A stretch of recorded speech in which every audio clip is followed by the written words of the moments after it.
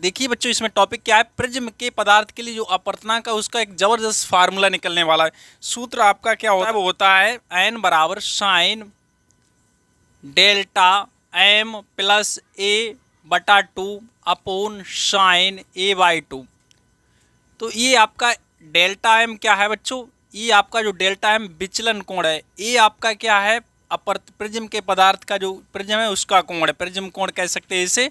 तो ये डेल्टा विचलन कोण क्या है, अभी हम लोग इन बातों को समझते हैं यहाँ पे। तो प्रिज्म हमारा होता है क्या, हम लोग बात करते हैं प्रिज्म की। तो प्रिज्म बेटा हमारा है किन्हीं दो समतल पृष्ठों से घिरे समांग पारदर्शी माध्यम को क्या कहते हैं, प्रिज्म कहते हैं। ठीक है, अब हम लोग बात करते हैं बच्चों यहाँ पे डायग्राम की। तो देखिए इसे डायग्राम हमारा क्या है, इसमें हमारी एक प्रकाश किरण पी क्यू चली, जो पी क्यू प्रकाश किरण चली एम ओ अविलंब से एंगल I1 से टकराई। ठीक है, तो अब यहाँ से जो विचलन अपवर्तन के पश्चात ये इस माध्यम में जब चली गई तो अविलंब की ओर झुकी। झुकी क्यों, जब कोई प्रकाश किरण सघन माध्यम में जाती है, विरल माध्यम से कहाँ जाती है, सघन माध्यम में, तो वो अविलंब की ओर झुक जाती है। उसके बाद ये वहाँ से निकल के जब दूसरे पृष्ठ AC से टकराई, इसके बाद बच्चों यहाँ से RS डायरेक्शन में चली गई। यहाँ पे इसका जो क्या है, आपतन कोण यहाँ पे R2 और अपवर्तन कोण I2 है यहाँ पे। ठीक है, आपको यहाँ से कोई दिक्कत नहीं होगी। अब हमने इस प्रकाश किरण को यहाँ डॉट डॉट करके अगर बढ़ाया, इधर इसे पीछे बढ़ाया, तो जहाँ पे इन्होंने काटा तो वहाँ पे हमारा एक विचलन कोण बन गया। इसे बोलते हैं विचलन, जो इनके बीच विचलन हुआ वही हमारा विचलन कोण हो गया है।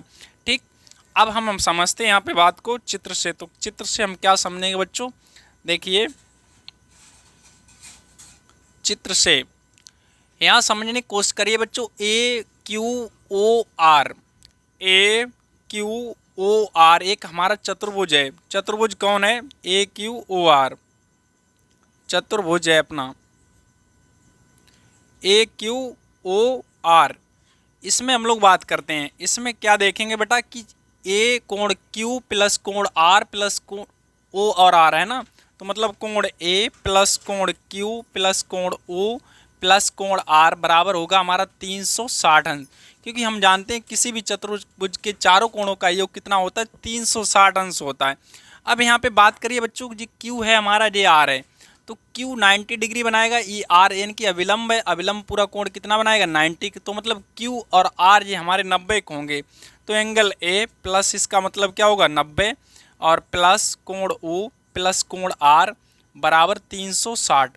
तो यहाँ से 90 R का वैल्यू कितना है 90, यहाँ पे रख लेते हैं। तो अब ध्यान दीजिए 90 90 180, इसे हम लोग घटा देते हैं उधर। तो A प्लस कोण O बराबर 360 माइनस 180। तो मतलब A प्लस कोण O बराबर मिलेगा 180। इसे डाल दीजिए आप समीकरण 1। आगे हम लोग बेटा बात करते हैं, यहाँ पे मिलेगा, देखिए क्या मिलेगा, इसमें आते हैं हम लोग।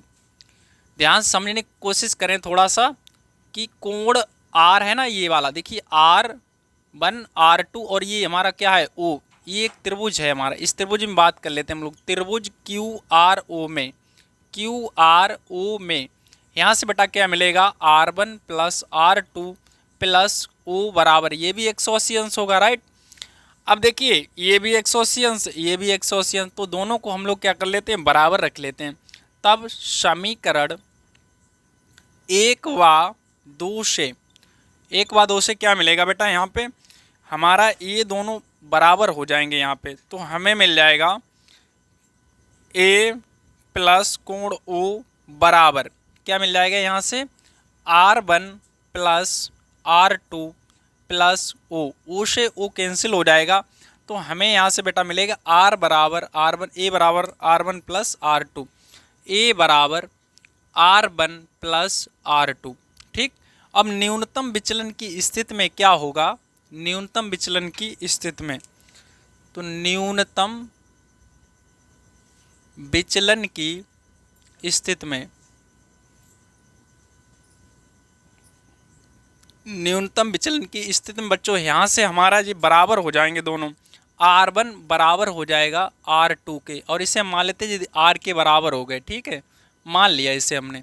तब हम इन पे वैल्यू यहाँ पे रख देते हैं। तो A बराबर मिल जाता है R प्लस R, तो A बराबर हो जाता है अपना 2R। तो यहाँ से हम लोग चाहें तो वैल्यू निकाल सकते हैं R की, तो R बराबर मिल जाएगा A/2। इसे हम लोग यहीं पे आगे के लिए इसका फ़ायदा उठाएंगे। इसे बंद कर देते हैं अभी।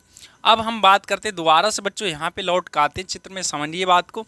देखिए ये एंगल हमारा आई है पूरा, तो ये पूरा इधर का जो आई होगा, इतना पूरा कितना होगा, आई होगा। उसमें से हम लोग क्या करें, R1 घटा दें, तो यहाँ से ये वाला जो हिस्सा निकल के आएगा ये I1 माइनस R1 होगा, राइट। इसी तरीके से ये पूरा I2 होगा, उसमें से R2 माइनस हो जाएगा, तो ये जो निकल के आएगा वो हमारा निकलेगा I2 minus R2, right.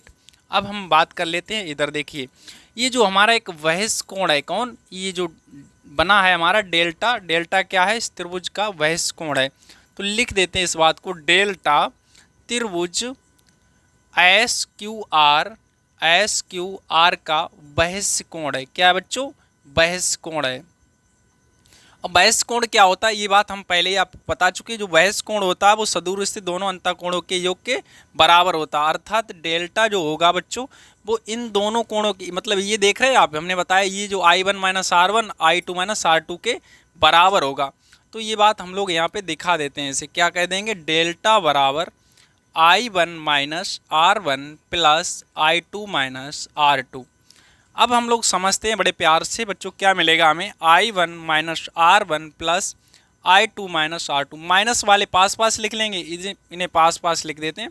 I1 plus I2 minus यहाँ से कॉमन जब लेंगे तो R1 प्लस R2 मिल जाएगा। इस तरीके से भाई यहाँ पे कह देंगे हम लोग न्यूनतम विचलन की स्थिति में।